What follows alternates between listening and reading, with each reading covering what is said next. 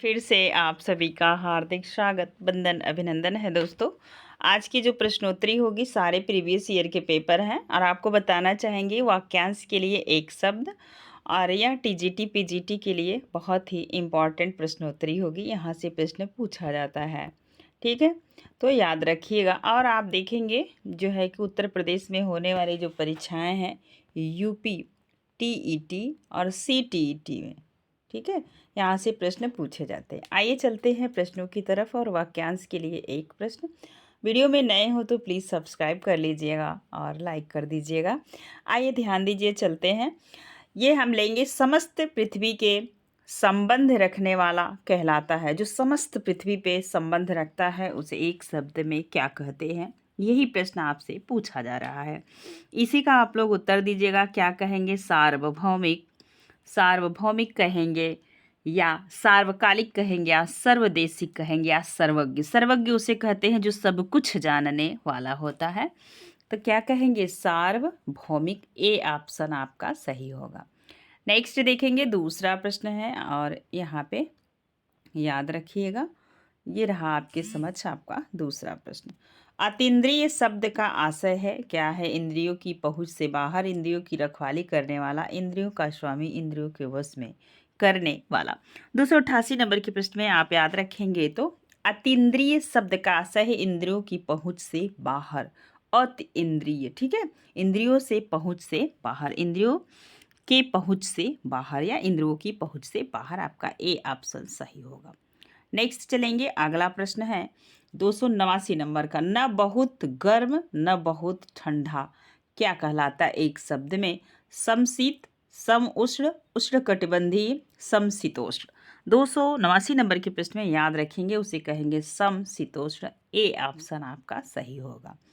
अगला प्रश्न है 290 नंबर का। जो अधिक बोलता है उसे क्या कहते हैं? मृतभाषी, मृदुभाषी, वक्ता, वाचाल। 290 नंबर के प्रश्न में याद रखेंगे उसे कहेंगे वाचाल। नेक्स्ट अगला प्रश्न है, जो कम बोलने, जो कम बोले, जो कम बोलने वाला, वाले के लिए एक शब्द क्या होगा? मृदभाषी, वाचाल, चपल या मूर्ख। मृतभाषी या वाचाल, चपल या मूर्ख। कम बोलने वाले के लिए एक शब्द। 291 नंबर में याद रखेंगे मृतभाषी क्या होगा? ए ऑप्शन सही होगा। अगला प्रश्न है, जो शीघ्र ही किसी बात या युक्ति के बारे में सोच ले तुरंत, प्रेजेंट ऑफ माइंड जिसे कहते हैं। सहमति, व्युत्पत्ति, प्रत्युत्पत्ति या सम्मति। 292 नंबर के प्रश्न में तो प्रतिधन नमति, ठीक है, प्रत्युन्नति। सी ऑप्शन आपका सही होगा।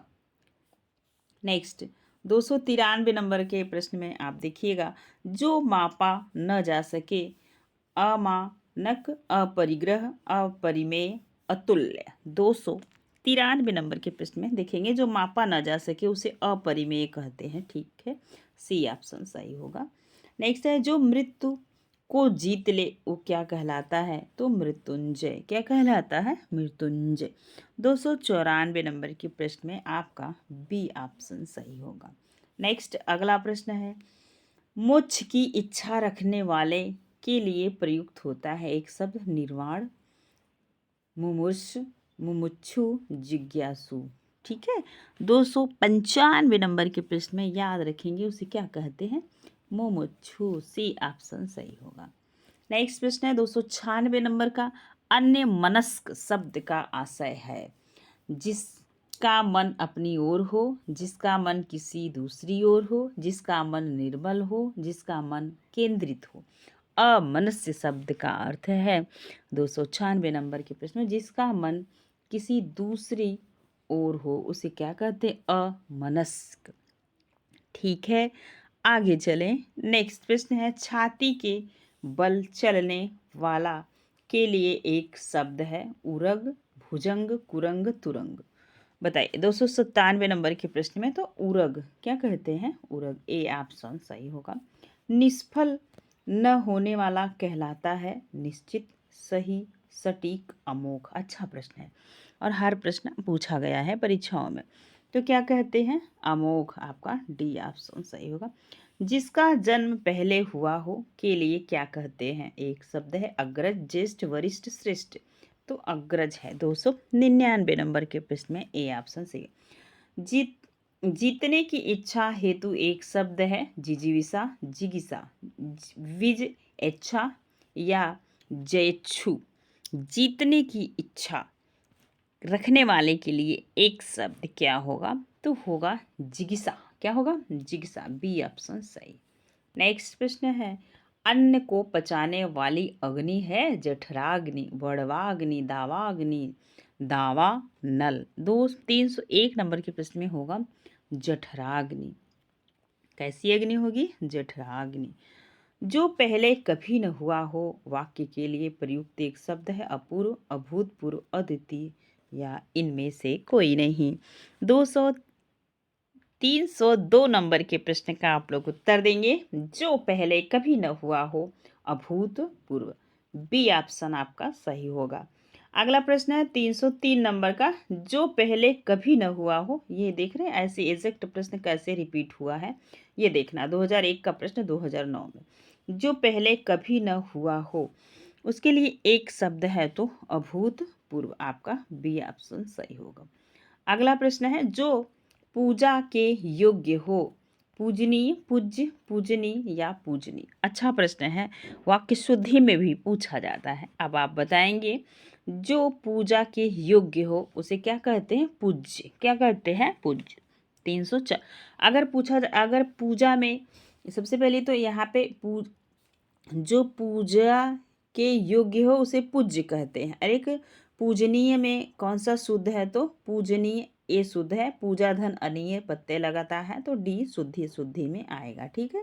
नेक्स्ट प्रश्न है, अब आप देखेंगे अंत्यज शब्द का सही अर्थ है। क्या सही अर्थ है? जो जन्म से अपंग हो, जो जन्म से उपरांत त्याग दिया गया हो, जिसका जन्म निम्न अछूत वर्ग में हुआ हो, जो जन्म से कुरूप हो।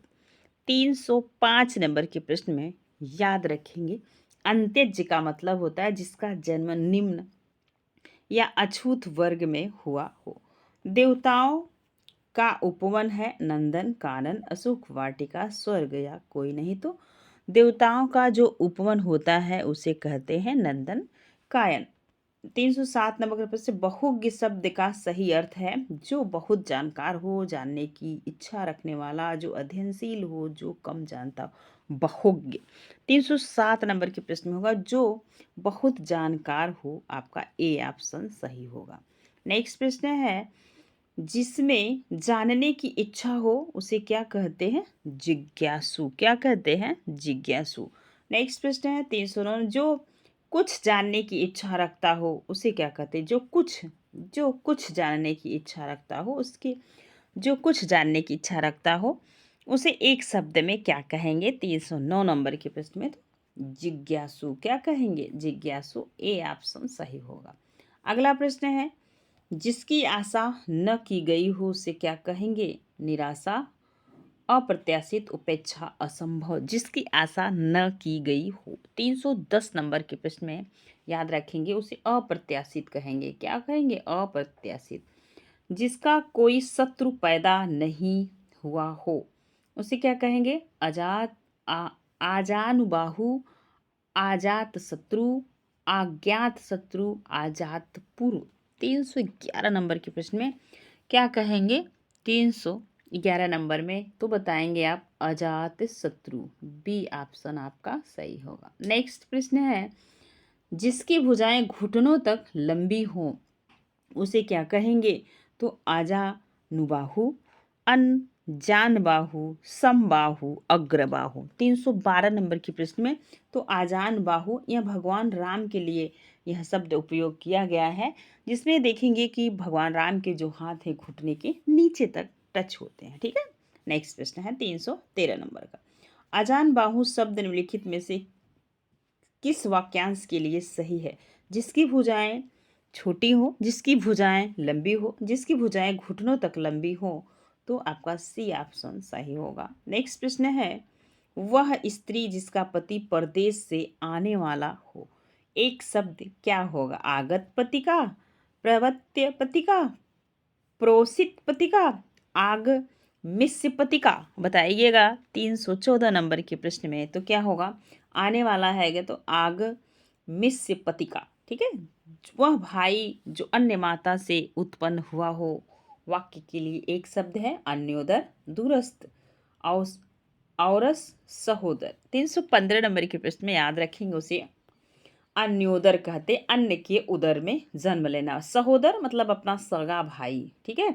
चलिए 315 नंबर का प्रश्न आपका हो गया। अब चलेंगे 316 नंबर के प्रश्न की तरफ। ये रहा प्रश्न आपके समक्ष। रजोगुण वाला एक शब्द में क्या है, तामसिक, राजसिक, वाचिक, सात्विक। 316 नंबर के प्रश्न में आप सभी उत्तर दीजिएगा। तो क्या होगा, तो राजसिक होगा। क्या होगा, राजसिक, ठीक है। आगे चलते हैं नेक्स्ट प्रश्न की तरफ। संध इस नाता शब्द निम्नलिखित में से किस वाक्यांश पर लागू होता है। देखिए ए नंबर, जो सदा स्नान करती हो, जो सदा नत बनी रहती हो, जिसने अभी अभी स्नान किया हो, जिसने, इसमें से कोई नहीं। 317 नंबर के प्रश्न का उत्तर दीजिएगा। जिसने अभी अभी स्नान किया हो उसे कहते हैं संध स्नाता। नेक्स्ट प्रश्न है आपकी स्क्रीन पे। अगला प्रश्न आप देखेंगे, सबके समान अधिकार पर विश्वास है। कौन सा प्रश्न है, सबके समानाधिकार पर विश्वास है। अधिकारी, समाजवाद, प्रगतिवाद, अधिकारवाद। 318 नंबर के प्रश्न में आप सभी देखेंगे उसे क्या कहते हैं, समाजवाद। क्या कहते हैं, समाजवाद। आपका बी ऑप्शन सही होगा। नेक्स्ट प्रश्न है, जो बात लोगों से सुनी गई हो उसे क्या कहते हैं, अश्रुति, सर्वप्रिय, लोकोक्ति, किंवदंती।